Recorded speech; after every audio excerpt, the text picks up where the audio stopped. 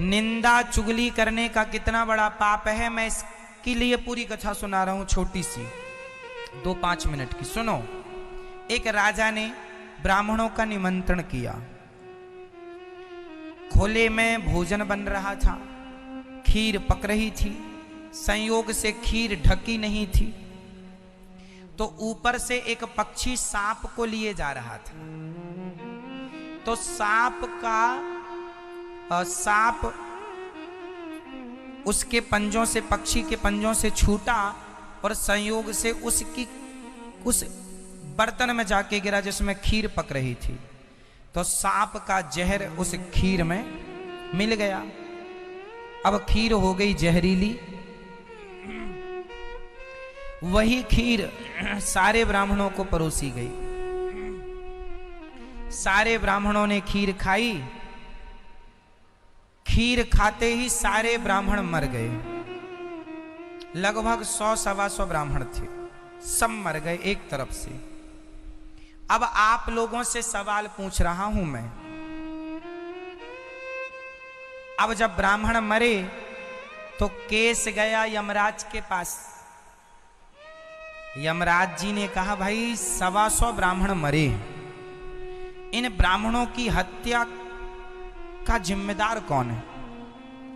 आपसे सवाल, बताइए उन ब्राह्मणों की हत्या का जिम्मेदार कौन था? जल्दी उत्तर दो।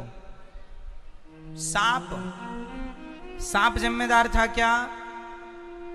पक्षी जिम्मेदार था क्या? राजा जिम्मेदार था क्या? 3 में से कौन? बताओ, चलो हाथ उठाओ। हैं? जिसने खीर बनाई वो जिम्मेदार है, वो ढका नहीं। बात ठीक है आपकी, पर वो जिम्मेदार नहीं है। भाई खीर आदमी बना रहा है तो खीर को चलाना पड़ेगा बार बार। बेचारा चला रहा था, तभी कोई पानी वानी पीने चला गया होगा, मिनट भर की बात, उतनी में गिर गया सांप। अब इसमें उसकी क्या गलती है? क्यों मैया, आप बताओगी कौन गलत है? बताओ, किसको दोषी माने? ब्राह्मण हत्या होगी ब्राह्मणों की। कौन है हत्या का दोषी? कौन? मैया आप बताओ, पीछे वाली मैया बताओ कौन? ओ लाल साड़ी वाली मैया, ओ मैया बताओ, आप बताओ, आप बता रही हो? हाँ हाँ,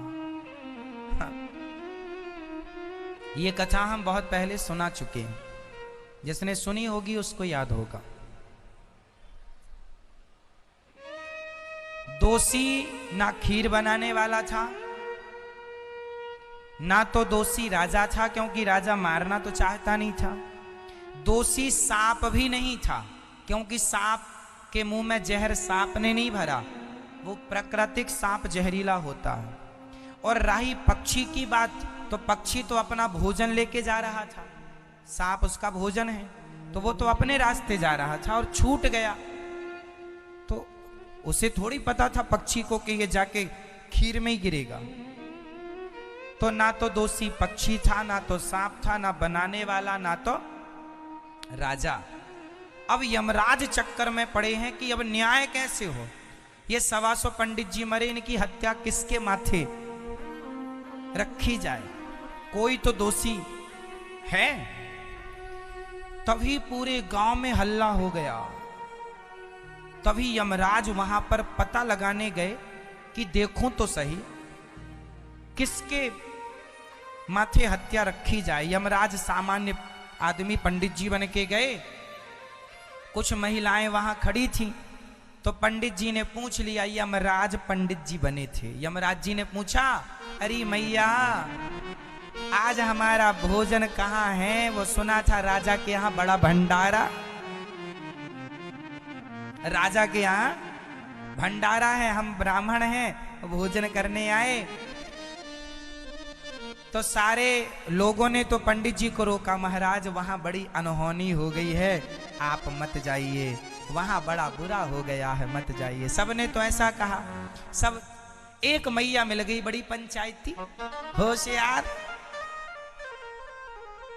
उनसे पूछा यमराज जी ने, क्यों, हमें भोजन आज कहाँ करना था, वो राजा ने बुलाया था, राजा का घर वर कहाँ है। उस मैया ने कहा, पंडित जी वहां मत जाना, राजा बड़ा दुष्ट है।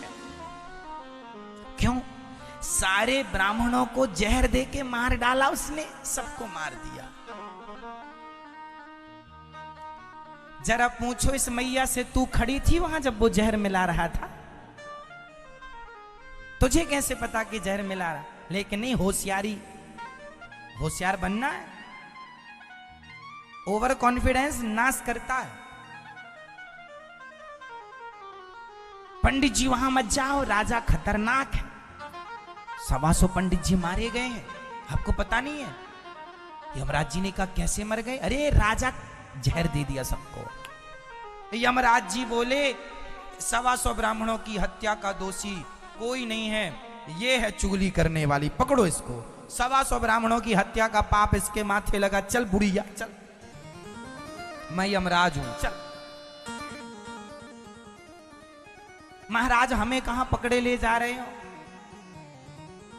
तू ही कर रही है, बाकी तो किसी ने चुगली नहीं की, बुराई नहीं की,